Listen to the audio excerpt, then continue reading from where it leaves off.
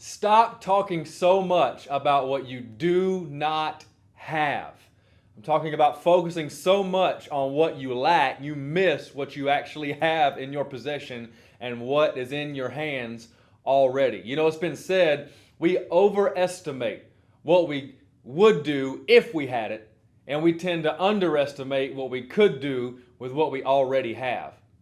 You know, so many times we look around our life and we're talking about, well, I don't have enough money. I don't have a big enough house. I don't have the right relationships. I don't have the right job, and so on and so forth. And what that does is, all it does is reinforce a lack mentality. And a lack mentality causes you to stay stuck because you only tend to focus on what's not there. I want to encourage you to get your eyes off of what's just not there.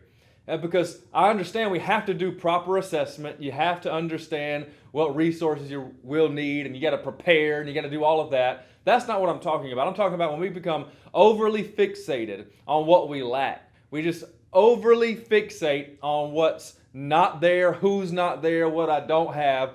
It's almost to the point where you become so discontent, and it just messes with your happiness and your enjoyment in your present. So here's what we tend to do. We'll say things like, if I only had, if I had this, if I had that, if I had more money, if I had the right house, if I had the right job, if I had the right people, if I had the right, whatever it might be. And when we say if I had, what we're saying and what we're really, when it comes down to is, we're saying our happiness is attached to something that's always in the future. And so what we do is we push our happiness into the future, and we therefore cannot be happy in the present. Now, I'm not telling you to just be satisfied and comfortable where you are. You should always be challenging yourself, growing, developing, and always trying to push into your future with great tenacity. But what I am saying is, don't fall into the place of just saying, if I only had, then that would make me happy. That's what's going to bring me to the finish line. That's what's going to solve this problem. That's what's going to finally make me enjoy my life.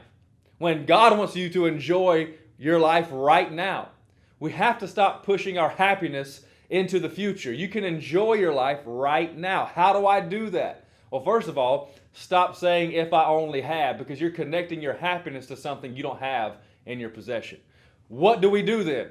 That means I got to take a look around and I got to look at what is in my hands. Because truthfully, you got some great things around you. So how do I enjoy? How can I be happy in the present and not push it into my future all the time? Well, it starts with an awareness. It starts with an awareness of what is in your life, who is in your life, what resources you do have, what job you do have, what friends you do have. And start with that awareness and let that awareness lead to celebration. Let that awareness lead to a celebration of thank God I do have the money I have. Thank God I do have the people in my life that I do. Thank God I have the church that I'm a part of. And you start celebrating those things that are immediately in your life, because here's a principle. Don't miss this. What I do not appreciate will eventually move away from me.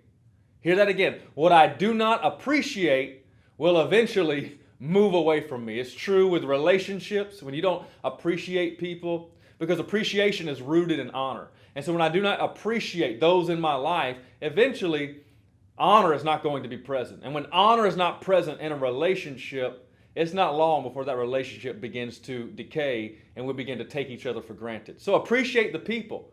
Honor the people in your life. Celebrate the people you do have. Appreciate the finances you do have in your life. How are you stewarding your money? First of all, do you have a budget? Because if you're not giving every dollar a name in your budget, and you're complaining about a lack of resource, a lack of money in your life to do what you see in your heart, fulfill your dreams, to maybe pay for college, maybe to do certain things, whatever it might be, start the business, then I want to ask you a question. If you're saying I have a lack of money and that's why I am where I am, let me ask you a question. Is it a lack of provision or is it a lack of priority? Ask yourself the question, because if we'll step back and we'll get very, very sharp on and really focus on what we do have, we'll start to see, maybe I don't need to go out to eat 5 times a week. Maybe I need to close out some accounts of, some TV accounts, all these apps I got that I'm paying for.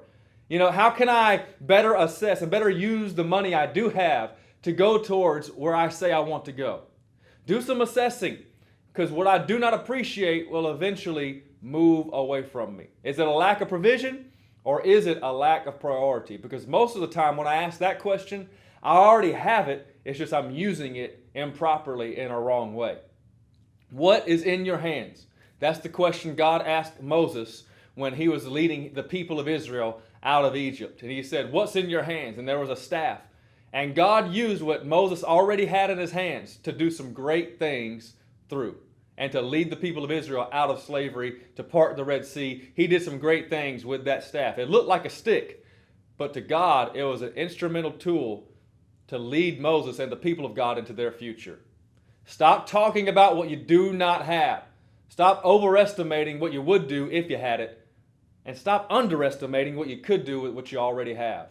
What do you have in your hands?